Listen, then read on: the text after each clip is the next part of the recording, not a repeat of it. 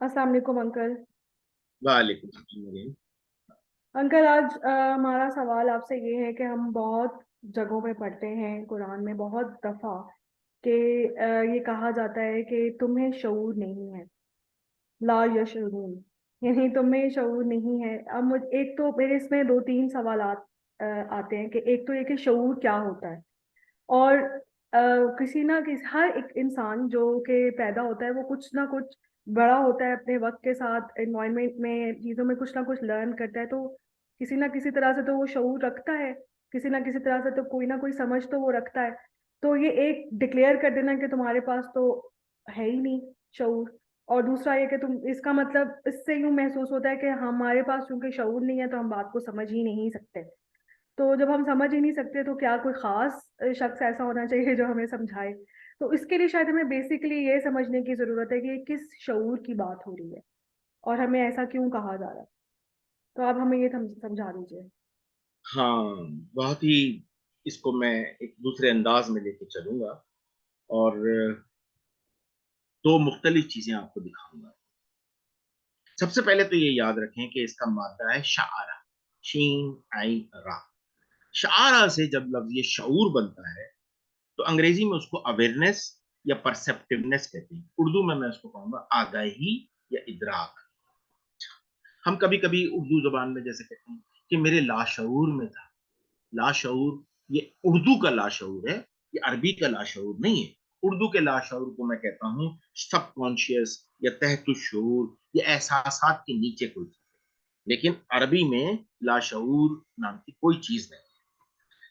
कुरान इसका मुदारे इस्तेमाल करता है, सब्जेक्टिव फॉर्म इस्तेमाल करता है, यश उरून। यश उरून को कुरान दो तरीके से लाता है।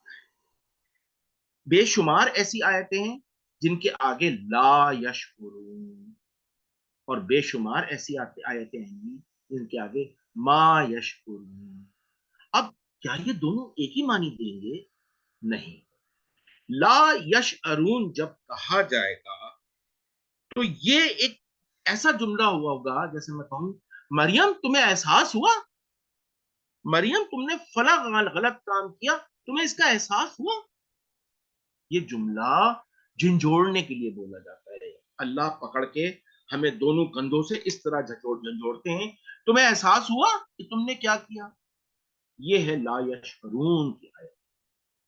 अभी मैं आपके सामने दो या तीन आयतें लाकर अल्लाह के वो स्टेटमेंट्स बताऊंगा, किस तरह वो हमें झंझोड़ते हैं और किन किन जगहों पर वो हमें झंझोड़ते हैं। जबकि दूसरी तरफ मा यश अरून जब आता है तो वो एक स्टेटमेंट, एक बयान के तौर पर आता है, और वो उस शख्स की या उस कौम की या उस काम की कैफियत बताई जाती है। अब हम शुरू करते हैं ला यशउरून की आयत। सबसे पहले हम लेते हैं सूरह बकरा की आयत नंबर 12। बिस्मिल्लाहिर्रहमानिर्रहीम। अला इन्नहुम हुमुल मुफसिदून वलाकिन ला यशकुरून। अब देखिए, कुछ लोग माहौल को खराब कर रहे हैं। उनको कहा जा रहा है यही तो वो लोग हैं जो माहौल को बिगाड़ रहे हैं, लेकिन क्या उनको एहसास हुआ? उनको इसका एहसास ही नहीं है, झंझोड़ दिया। दूसरी बात जो फरमाई जा रही है कि कभी जब इंसान के ऊपर चालबाजियों की गिरफ्त में आना, इसको मैं इस तरह से कहूंगा, कद मक्कर लजीन मिन कब्लिहिम फअता अल्लाह बुनियानहुम मिनल कवाइद फखर अलैहिम सक़फ मिन फौक़िहिम व आताहुमुल अज़ाब मिन हैसु ला यशकुरून। इससे पहले भी ये चालबाजियां करते थे तो अल्लाह ने उनकी बुनियादों को ही ढा दिया जिन पर वो कायम होती थी। उनका सारा किया धड़ाम से उन पर आ गिरा और वो मसाइब में गिर गए। क्या उन्हें इसका एहसास हुआ? यहां फिर झंझोड़ा जा रहा हम्म। है। अब देखिए एक और आयत, व मकरू व मकरन व मकरू मकरन व मकरना मकर वहुम ला यशकुरून। एक चाल उन्होंने तैयार की और एक चाल हम बनाते हैं। अल्लाह अपनी तरफ इशारा करके कहते हैं एक चाल वो बनाते हैं, एक चाल हम बनाते हैं। جس کا انہیں احساس ہی نہیں ہوتا. ٹھیک ہے, یہ تھی سورہ نمل کی آیت نمبر 50. اب دیکھیے یہاں پر ایک اور بھی آیت آتی ہے سورہ حجرات کی, جو آیت نمبر 2 ہے. آیت بہت لمبی ہے لیکن میں اس کا ایک آخری ٹکڑا بتاتا ہوں. ان تحبط اعمالکم وانتم لا تشعرون. اوپر جو کام کیا جا رہا ہے اس کے ذریعے بتایا جا رہا ہے کہ ان کے اعمال, اگر انہوں نے وہ کام کر دیا تو ان کے اعمال ضائع ہو جاتے ہیں, ان کو اس کا احساس ہی نہیں. اب وہ کام کیا تھا کہ اپنی آواز نبی سے زیادہ بلند کرنا. اب وہ آپ سورہ حجرات کی میری جب ٹرانسلیشن دیکھیں گے تو آپ دیکھیں گے کہ نبی سے بلند آواز کرنے تو کیا کہا جاتا ہے. یہ ایکچولی زور سے بات کرنے کو نہیں کہا جاتا, ٹو ریز یور وائس, انگریزی کا جملہ ہے ٹو ریز یور وائس. اچھا, اب دیکھیے ما یشعرون کی آیت, سورہ بقرہ کی آیت نمبر 9. یخادعون اللہ والذین آمنوا وما یخدعون الا انفسهم وما یشعرون. اپنی چال بازیوں سے اللہ اور امن کے دعوے داروں کو یہ دھوکہ دے رہے ہیں. جو کچھ بھی وہ دھوکہ دے رہے ہیں وہ اپنے آپ کو دے رہے ہیں اور انہیں اس کا احساس نہیں ہے. اب یہ کیفیت بتائیے, کیونکہ ما یشعرون سے آ رہی ہے, لا یشعرون نہیں. اب دیکھیے ایک اور آیت دیکھیے,